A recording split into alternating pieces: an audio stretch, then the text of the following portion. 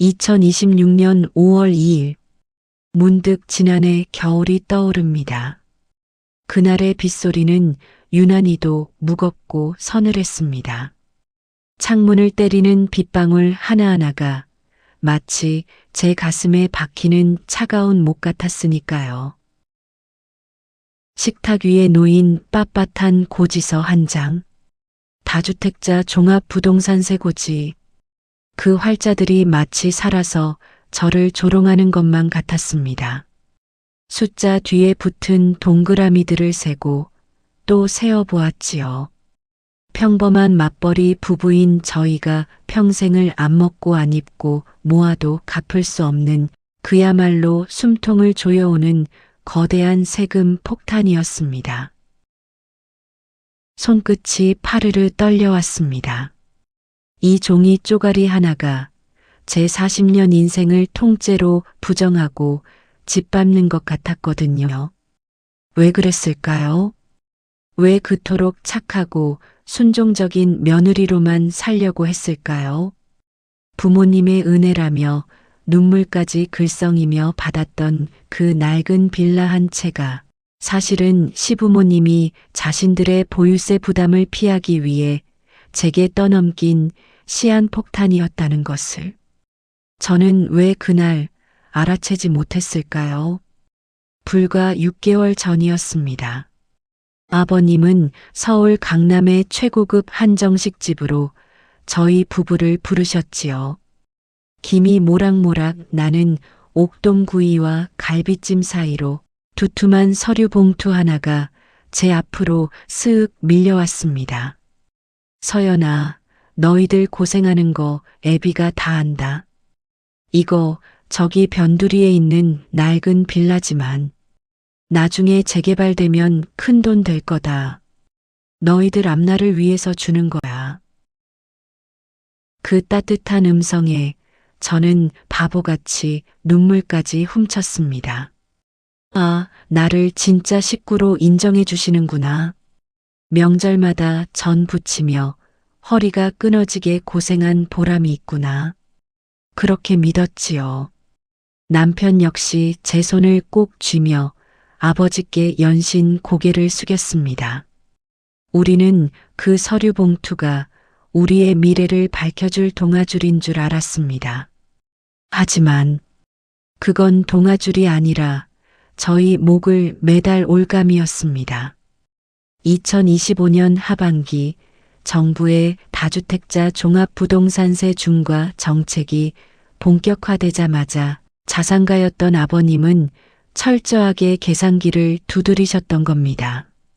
당신이 안아야 할 수억 원의 세 부담을 피하기 위해 가장 가치가 없고 골칫거리였던 낡은 빌라를 며느리인 제 명의로 돌려버리신 거죠.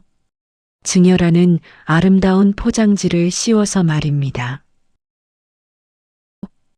고지서를 들고 아버님께 전화를 걸었습니다. 수화기 너머로 들려오는 아버님의 목소리는 너무도 평온했습니다. 집을 줬으면 세금은 당연히 집주인이 내야지. 세금 좀 나온다고 유세를 떠는 게냐? 다 너희들 잘 되라고 한 일인데 배은망덕하게 시답잖은 소리 말거라. 뚝 전화가 끊겼습니다. 멍하니 서서 끊어진 전화기만 바라보았습니다. 가슴 한가운데서 무언가 우지끈하고 부러지는 소리가 났습니다. 그건 아마도 제가 15년간 지켜왔던 며느리의 돌이라는 얄팍한 환상이 바스라지는 소리였을 겁니다. 울음을 멈추었습니다. 눈물 따위로 이 억울함을 씻어내기엔 제 지난 15년이 너무 아까웠거든요. 저는 자리에서 일어나 책상 앞에 앉았습니다. 그리고 조용히 노트북을 열었습니다. 친정엄마가 늘 하시던 말씀이 떠올랐지요. 서연아, 세상에 공짜는 없다. 남의 눈에 눈물 내면 제 눈엔 피눈물 나는 법이다. 엑셀 프로그램을 켰습니다. 열과 행을 맞추고 함수를 걸었습니다. 효도는 셀프라지만 복수는 엑셀로 하는 법이니까요. 자, 어디 한번 계산해 볼까요? 15년간 명절마다 바친 차례상 준비 노동력, 최저시급이 아니라 심야 특근 및 위험수당을 적용해야 마땅하지요. 시어머니의 전화 감정 쓰레기통 역할, 그건 전문 심리 상담가 비용으로 쳐서 시간당 10만 원을 곱했습니다. 거기에 더해 주말마다 손주들 돌봐주셨다며 생색내셨지만 사실상 제가 다 차려놓은 밥상에 숟가락만 얹으셨던 가짜 시터 비용까지 시세대로 아니 아주 후하게 쳐서 낱낱이 표로 만들었습니다. 총 청구 금액 4억 8천만 원. 날아온 세금 고지서 금액과 기가 막히게 맞아떨어지더군요. 출력한 종이를 반듯하게 접어 내용 증명 봉투에 넣었습니다. 그리고 우체국에 가서 당당하게 붙였습니다. 수신인 사랑하고 존경하는 시아버님. 이틀 뒤 예상대로 전화통에 불이 났습니다. 수화기를 귀에서 한 뼘쯤 떼어 놓아야 할 만큼 아버님의 호통 소리가 우렁찼지요. 이 싸가지 없는 년. 내가 감히 애비한테 내용 증명을 보내. 어디서 이런 천박한 짓거리를 배워먹은 게야. 저는 아주 차분하고 부드러운 목소리로 대답했습니다. 아버님, 자본주의 사회에서 정당한 노동의 대가를 청구하는 게 천박한 건가요? 아버님도 세금 부담 피하시려고 저한테 집 떠넘기셨잖아요. 저도 제 인생의 셈을 정산하는 중이니 한번 찬찬히 살펴봐 주십시오. 그리고 전화를 뚝 끊어버렸습니다. 아, 제 인생에서 그렇게 통쾌한 뚝 소리는 처음이었습니다. 아버님이 제게 천박하다고 하셨을 때 제 머릿속에 떠오른 건 다름 아닌 저의 친정엄마였습니다. 평생 시장 귀퉁이에서 낡은 앞치마를 두르고 비가 오나 눈이 오나 박스를 주우러 다니셨던 우리 엄마. 사돈댁이 행여나 우리 집을 무시할까봐 엄마는 제 결혼식 날에도 고개를 푹 숙인 채 죄인처럼 앉아 계셨지요. 언젠가 한 번은 명절을 앞두고 시장에 장을 보러 오셨던 아버님의 차가 엄마의 리어카 곁을 지나간 적이 있었습니다. 검은색 최고급 세단이 흙탕물을 튀기며 멈춰 섰고 창문 너머로 아버님의 차가운 시선이 꽂혔습니다. 쯧쯧 사돈어른. 며느리가 알면 창피해할 텐데 아직도 이런 일을 하고 계십니까? 엄마는 그 모욕적인 말 앞에서도 그저 주름진 손으로 앞치마만 매만지며 허리를 굽히셨습니다. 그 모습을 멀리서 지켜보며 저는 소리 없이 가슴을 쳤지요. 하지만 세상사는 참으로 알 수 없는 방향으로 흘러가곤 합니다. 영원할 것 같았던 아버님의 부동산 제국에 금이 가기 시작한 건 그해 가을 무렵이었습니다. 끝을 모르고 치솟던 금리와 정부의 강화된 대출 규제, 무리하게 빚을 내어 건물을 사모으던 아버님은 결국 그 이자를 감당하지 못하셨습니다. 도미노처럼 무너지더군요. 아버님의 평생의 자랑이자 자존심이었던 강남의 5층짜리 상가 건물마저 결국 법원 경매로 넘어가고 말았습니다. 어떻게든 건물을 지켜보려 사방팔방 돈을 구하러 다니셨지만 세상은 냉혹했습니다. 오만했던 아버님의 추락은 한없이 비참했습니다. 그리고 대망의 낙찰일. 아버님은 지푸라기라도 잡는 심정으로 자신의 건물을 헐값에 삼켜버린 새 주인을 만나러 법원 앞으로 달려가셨습니다. 혹시라도 임차인으로라도 건물에 남을 수 없을까 비굴하게 고개를 조아릴 준비를 하고서요. 그런데 법원 회전문을 밀고 당당하게 걸어 나오는 새로운 건물주를 본 순간 아버님은 제자리에 굳어버리고 말았습니다. 낡은 검정 바지에 허름한 꽈배기 니트, 손에는 꼬깃꼬깃한 천가방을 든 노인. 바로 제 어머니였습니다. 아버님이 흙탕물을 튀기며 비웃었던 그 리어카를 끌던 노인. 하지만 그날 어머니의 눈빛은 시장에 버려진 박스를 줍던 나약한 노인이 아니라 세상을 발 아래 둔 거인의 눈빛이었습니다. 사돈 어른? 이게 도대체 무슨... 아버님의 목소리는 형편없이 떨리고 있었습니다. 어머니는 천가방에서 낙찰 영수증을 꺼내어 아버님의 시선 높이에 맞춰 살짝 흔들어 보이셨습니다. 사돈, 세상에서 제일 무서운 게 뭔지 아십니까? 바로 푼돈 무서운 줄 모르는 사람이 올시다. 어머니의 목소리는 낮고 평온했지만 그 어떤 천둥보다 거세게 울렸습니다. 사돈이 냄새난다고 코를 막던 그 박스 쪼가리들. 그거 주워 판 돈 10원 한 장 허투루 안 쓰고 모으고 굴렸더니 오늘 사돈 어른의 알량한 건물을 제 손에 쥐게 되었네요. 내 딸 눈에 피눈물 나게 한 대가 치고는 꽤 공평한 거래지요? 그날 아버님은 아무 말도 하지 못한 채 그 자리에 털썩 주저앉아 버리셨습니다. 까진 자의 오만함이 밑바닥에서부터 긁어 모은 서민의 땀방울 앞에 완벽하게 무릎을 꿇는 순간이었습니다. 복수의 카타르시스는 그리 오래가지 않았습니다. 마치 딸을 위해 평생을 바친 전사가 마지막 소임을 다한 것처럼 건물을 제 명의로 돌려놓으신 지 불과 한 달 만에 어머니는 주무시던 방에서 조용히 눈을 감으셨습니다. 과로와 지병, 당신 몸이 골마 터지는 줄도 모르고 오직 자식 하나 지키겠다는 일념으로 버텨오셨던 겁니다. 텅 빈 장례식장. 시아버지는 끝내 코빼기도 비치지 않으셨지만 제 시어머니, 아니 한평생 남편의 그림자로만 살아오신 그 가엾은 분만이 몰래 구석에 앉아 소리 죽여 울고 계셨습니다.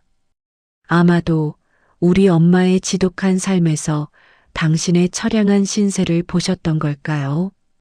장례를 치르고 어머니의 낡은 단칸방을 유품 정리하러 간 날, 저는 또 한 번 무너져 내렸습니다. 수십억짜리 건물을 산 사람이 살던 방이라고는 믿을 수 없을 만큼 방 안에는 옹기 하나, 성한 세간살이 하나 없었으니까요.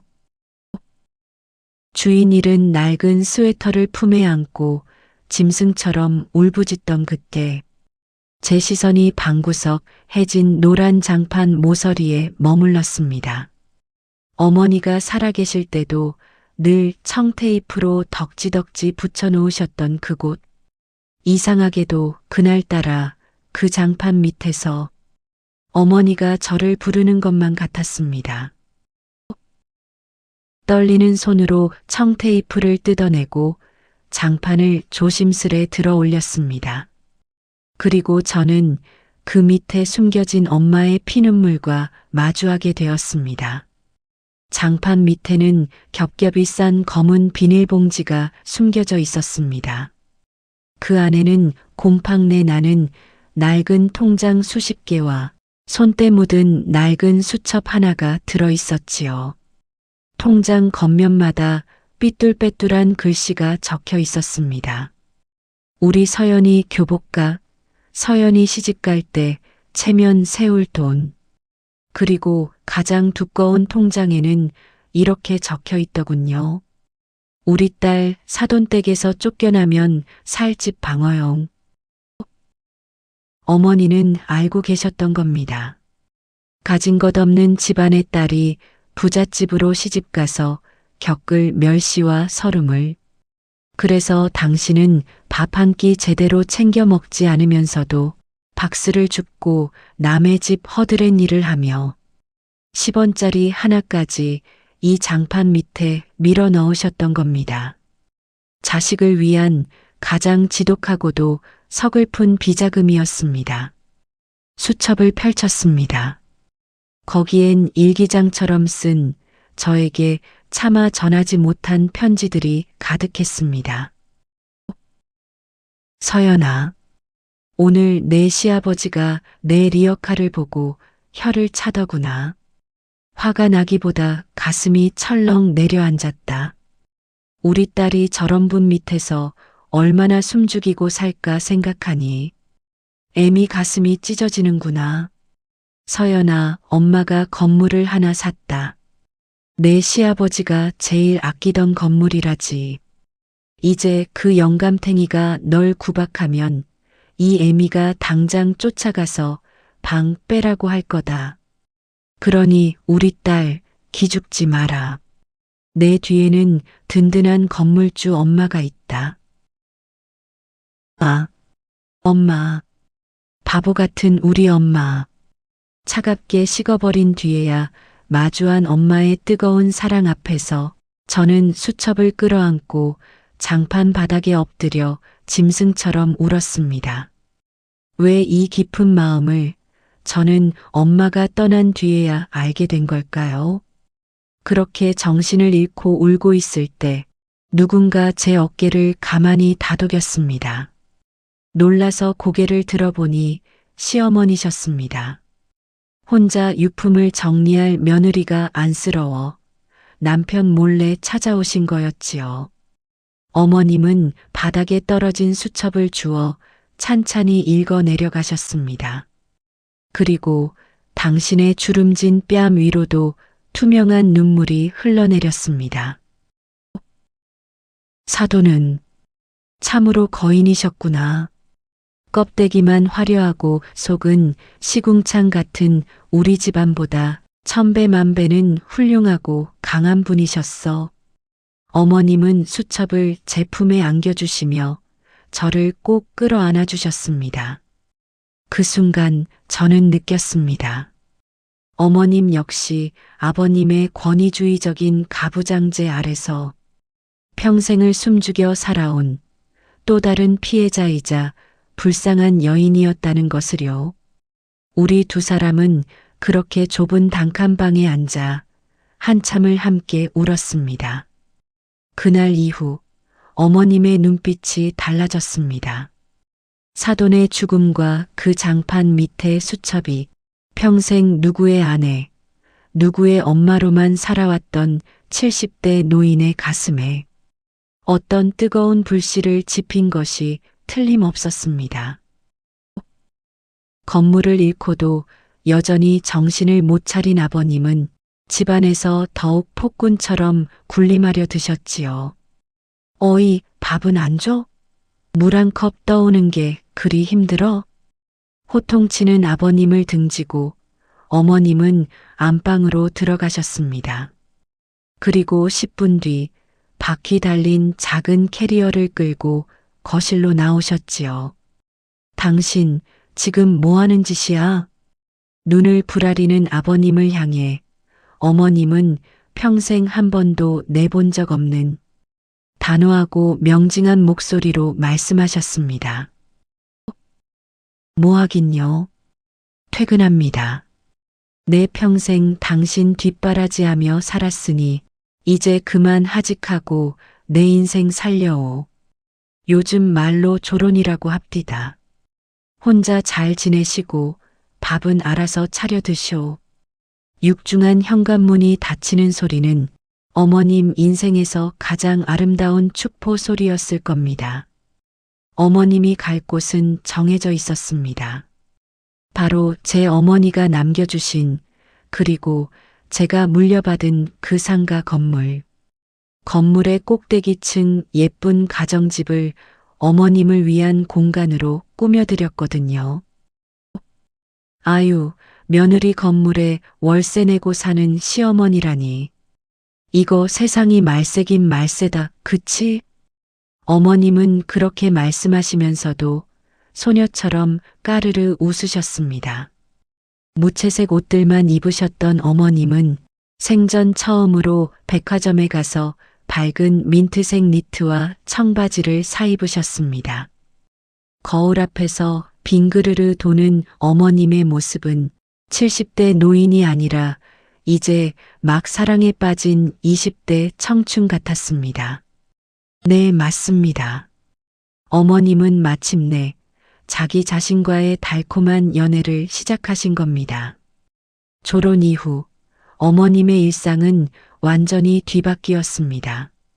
아침 6시에 일어나 남편 해장국을 끓이는 대신 이제는 스마트폰으로 좋아하는 트로트 가수의 노래를 틀며 하루를 시작하십니다.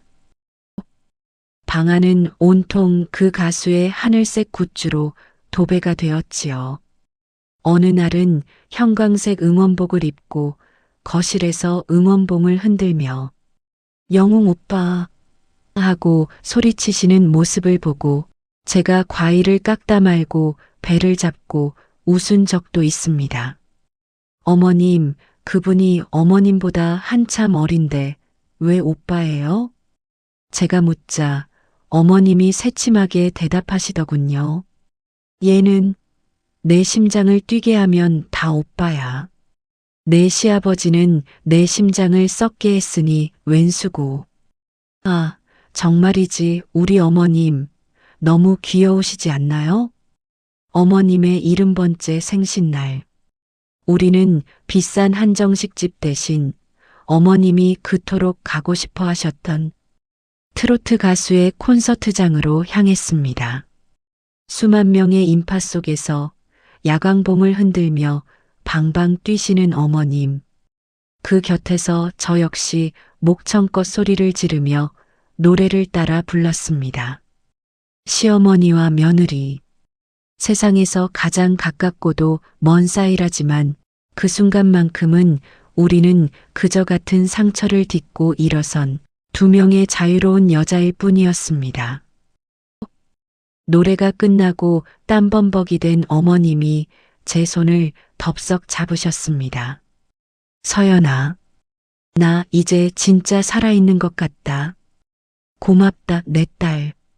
어머님의 그 한마디에 제 가슴 깊은 곳에 남아있던 시댁에 대한 마지막 앙금마저 봄눈 녹듯 스르르 사라지는 것을 느꼈습니다.